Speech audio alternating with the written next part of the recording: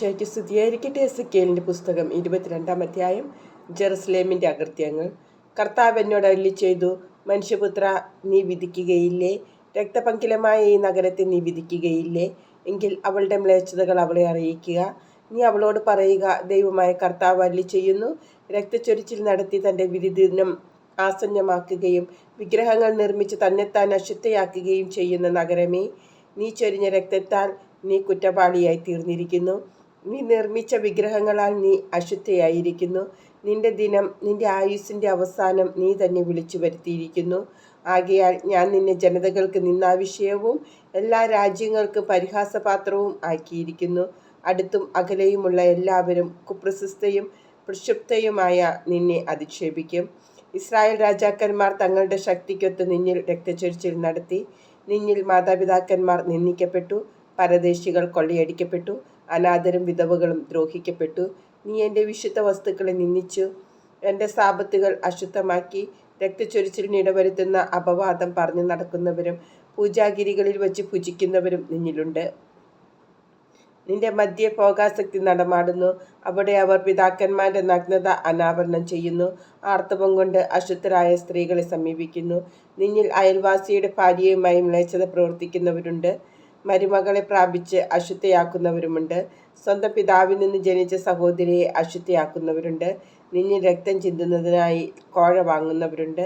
നീ പലിശ വാങ്ങുകയും ലാഭമുണ്ടാക്കുകയും അയൽക്കാരനെ ഞെരുക്കി സമ്പത്തുണ്ടാക്കുകയും ചെയ്യുന്നു. എന്നെ നീ വിസ്മരിച്ചിരിക്കുന്നു. ദൈവമായ കർത്താവ് അരുളിച്ചെയ്യുന്നു, ആകയാൽ നീ നേടിയ കൊള്ളലാഭത്തെയും നീ ചൊരിഞ്ഞ രക്തത്തെയും പ്രതി ഞാൻ മുഷ്ടി ചുരുട്ടുന്നു. ഞാൻ നിന്നോട് എതിരിടുമ്പോൾ നിന്റെ ധൈര്യം നിലനിൽക്കുമോ? നിന്റെ കരങ്ങൾ ബലവത്തായിരിക്കുമോ? കർത്താവായ ഞാനാണ് ഇത് പറയുന്നത്. ഞാനത് നിറവേറ്റുകയും ചെയ്യും. നിന്നെ ജനതകളുടെയും രാജ്യങ്ങളുടെയും ഇടയിൽ ചിതറിച്ചുകൊണ്ട് നിന്റെ അശുദ്ധി ഞാൻ തുടച്ചു മാറ്റും.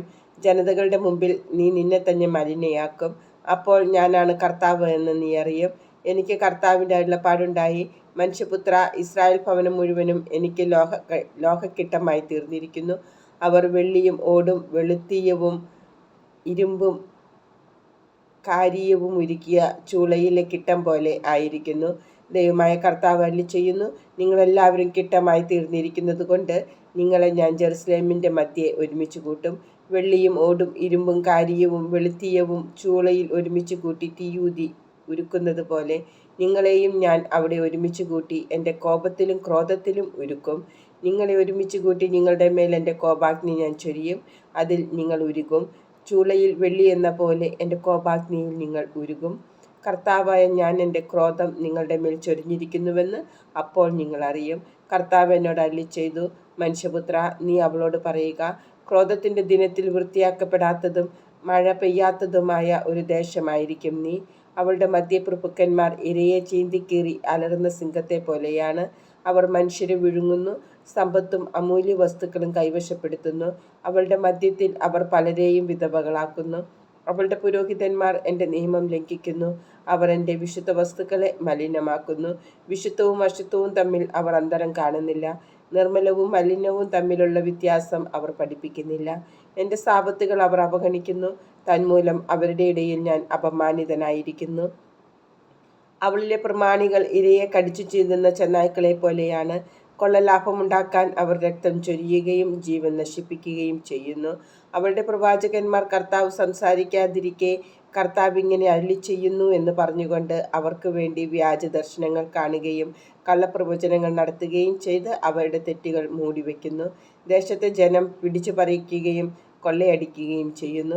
അവർ ദരിദ്രരെയും അഗതികളെയും ഞെരുക്കുന്നു, പരദേശികളെയും അന്യായമായി പീഡിപ്പിക്കുന്നു. ഞാൻ ആ ദേശത്തെ നശിപ്പിക്കാതിരിക്കേണ്ടതിന് കോട്ട പണിയാനോ കോട്ടയുടെ വിള്ളലിൽ നിലയുറപ്പിക്കാനോ തയ്യാറുള്ള ഒരുവനെ അവരുടെ ഇടയിൽ ഞാൻ അന്വേഷിച്ചു, എന്നാൽ ആരെയും കണ്ടില്ല. അതുകൊണ്ട് ഞാൻ അവരുടെ മേൽ എൻ്റെ രോഷം ചൊരിഞ്ഞു. എൻ്റെ ക്രോധാഗ്നിയാൽ ഞാൻ അവരെ സംഹരിച്ചു. അവരുടെ പ്രവൃത്തിക്കുള്ള ശിക്ഷ ഞാൻ അവരുടെ തലയിൽ തന്നെ വരുത്തി. ദൈവമായ കർത്താവ് അരുളിച്ചെയ്യുന്നു.